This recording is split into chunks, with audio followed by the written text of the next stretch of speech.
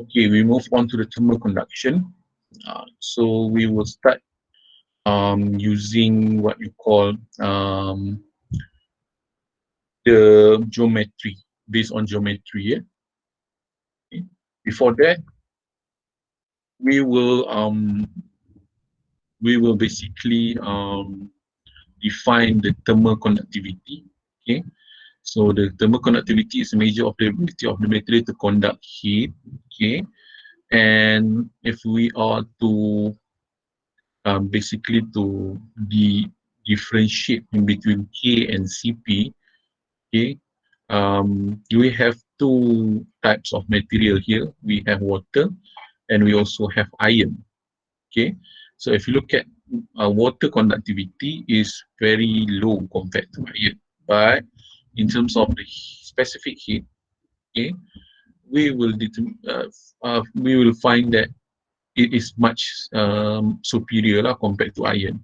Okay, this would conclude that the value of K and CP is some sort of dia apa ni inversely proportionate lah, dia bertentangan. Okay, so there is one particular equation that relates in between K and CP ni. Kalau you boleh tengok slide semalam tu, dia ada satu istilah nama dia alpha, the thermal diffusivity, which is K over rho CP. Okay, K over rho CP. So when K is increase, alpha will increase. Okay, so maknanya for alpha, iron is much more basically much more higher alpha compared to water lah. Okay, because if we basically try to proportionate those K over rho CP ni, of course iron ni will become much more ni lah. But we will look at density of iron juga. Okay, so sama juga dengan water lah. Okay, so the higher the value of K, the higher the value of alpha. So the lower the value of CP, the higher the value of alpha juga. Okay, so it depends on whether you have K higher ataupun you have CP lower. Then will contribute to higher alpha. The ideal one is K higher, CP lower lah, tapi dia depends on the material itself lah. Okay. So this one, rho CP ni kita panggil K capacity tadi. Is basically storage, okay, heat storage. The ability of that material to contain heat, okay, ataupun to ni lah, to have a heat capacity within the body of that material. Okay, macam iron ni dia tak boleh nak duduk lama lah heat dalam ni sebab dia very high conductivity. So dia heat ni tak boleh duduk lama, dia tak boleh nak ada heat capacity dekat dalam that material, okay, compared to water. Okay, so the propagation of heat in iron is much more higher lah compared to water.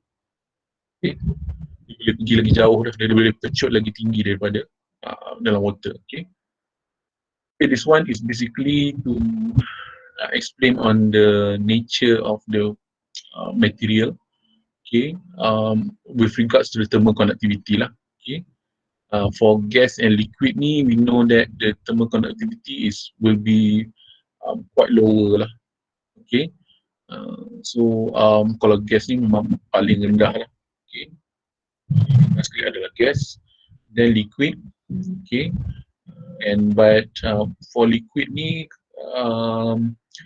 water ni lebih tinggi thermal conductivity compared to organic type because of hydrogen concentration dan sebagainya lah. Okay, and then you have solid as well. Kalau ice if you compare to water or frozen, you compare to the unfrozen, the conductivity is much more higher for ice, okay, rather than water lah. Okay, ataupun bukan water ni, atau ni liquid lah sebenarnya, liquid water. Ni ais ni is basically solid untuk water lah kan. Right. So frozen dengan unfrozen ni, frozen is much more higher in terms of conductivity. Okay. So thermal conductivity lah.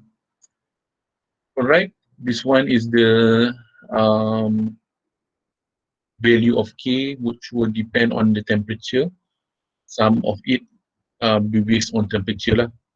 And this would be, you have to know that this is the empirical data.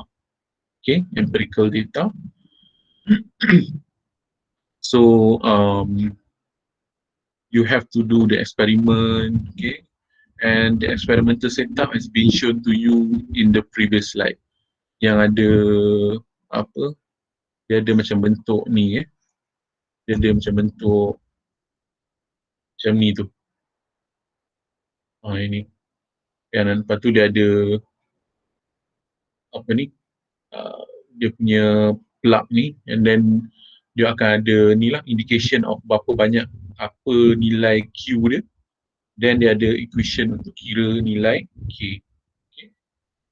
This would be the experimental setup. You tengok balik dekat dalam your punya previous slide. Okay. So dia ada banyak lah ni, ada solid, ada liquid, ada ni sampai ke makanan pun ada juga, ada punya conductivity dia. Dahsyat betul orang. Salmon pun orang tengok conductivity dia. Okay. Rubber, paper dan sebagainya lah.